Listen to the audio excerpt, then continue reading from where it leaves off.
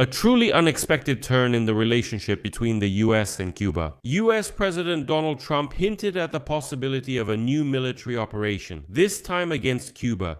The US president first reminded everyone that the American military had already carried out a successful operation in Venezuela and captured Nicolas Maduro there. Subsequently, Trump said that the day Americans had been waiting 70 years for would soon come. As he put it, it will be a new dawn for Cuba. But many wondered why Trump brought up Cuba again at this moment when his war with Iran isn't over yet. And then sensational news appeared. It turned out that the day before, representatives of the US State Department held a meeting in Havana, the capital of Cuba, with Cuban officials, including the grandson of the aging dictator Raúl Castro, to call for the observance of democratic and economic freedoms and to warn about the dangers of ignoring them. In other words, essentially, American officials arrived in Cuba for negotiations and a final warning. At the same time, the US suddenly began promising all sorts of benefits to Cuba if Cuba became pro-American. I'm Alex Pici. Let's discuss this topic together. But before we start this episode, I ask you to subscribe to the channel, like the video, leave a comment on this video, and subscribe to my Telegram channel. You'll find the link in this video's description. So today it became known that representatives of the US State Department went to Cuba, to Havana, to meet with Cuban officials there, including the grandson of the elderly dictator Raúl Castro, to call for the observance of democratic and economic freedoms and to warn about the dangers of ignoring the advice of the United States. Moreover, besides the stick, the US delegation also offered a carrot. For example, assistance in restoring internet connectivity by deploying Starlink satellite communication. The meeting itself marks a diplomatic breakthrough, as this is the first time a US government plane has landed in Cuba since President Barack Obama visited Cuba 10 years ago, in an attempt to bring the countries closer together. But the current situation is very different from what it was 10 years ago. This time, Cuba.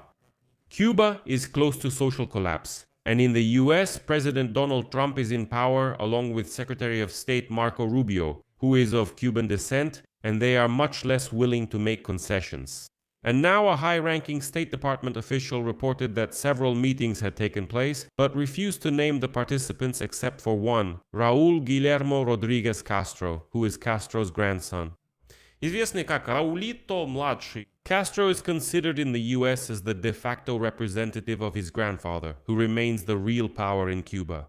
And as a result of the negotiations, as Axios writes, American officials impressed upon the Castro regime that, quote, the Cuban economy is in free fall, and that the island's ruling elite has a small window of time to carry out key reforms with US support before the situation irreversibly deteriorates. Then apparently no one can help anymore. But in addition to offering access to Starlink and discussing the need to reform Cuba's economic and governmental system, representatives of the US State Department also confirmed the long-standing US policy of promoting the lifting of the embargo on Cuba.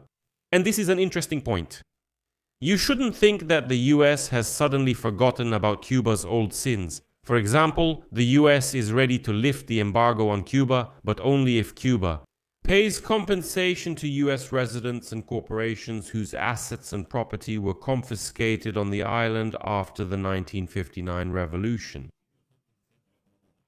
The release of political prisoners is also a mandatory condition, and importantly, ensuring greater political freedoms for the Cuban people, which will ultimately include free and fair elections. But as I see it, the main problem with Cuba for the US is that Cuba is working with China and the Wild Russians.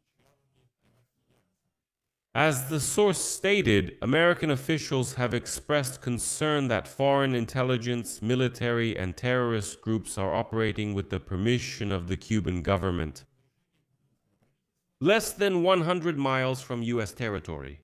In the end, without directly threatening Cuban officials, the US also made it clear that the Trump administration would not allow a disaster on the island located 90 miles south of Key West. A quote from one of the White House officials: President Trump is determined to pursue a diplomatic solution whenever possible, but he will not allow the island to become a serious threat to national security if Cuban leaders are unwilling or unable to act. And so, to reinforce this rhetoric, Donald Trump himself began speaking more openly. The US president hinted at the possibility of a new military operation, this time in Cuba. The US president reminded that American forces had already carried out a successful operation in Venezuela and captured Nicolas Maduro there. And later Trump said that soon the day would come that Americans had been waiting for 70 years. This is, quote, a new dawn for Cuba, literally. And very soon Trump's great power will lead to the day that has been awaited for 70 years. This is called a new dawn for Cuba. We are going to help Cuba. We have many wonderful Cuban Americans. There are many Cubans in Miami who were brutally persecuted and whose families were killed and subjected to violence. But Donald Trump's confidence like that may be put to the test in the coming days. As you know, he already let one tanker with Russian oil go to Cuba, even though he threatened a total blockade and then he said he wasn't against it. And today it became known that the Universal tanker, which is under US sanctions, is currently heading across the Atlantic Ocean toward Cuba with Russian cargo on board. The vessel departed from the Russian port of Vestina and left the Baltic Sea on April 6, escorted by the military corvette Subrazitelny. Well, sadly, Russians can't boast that they're as quick-witted as that corvette.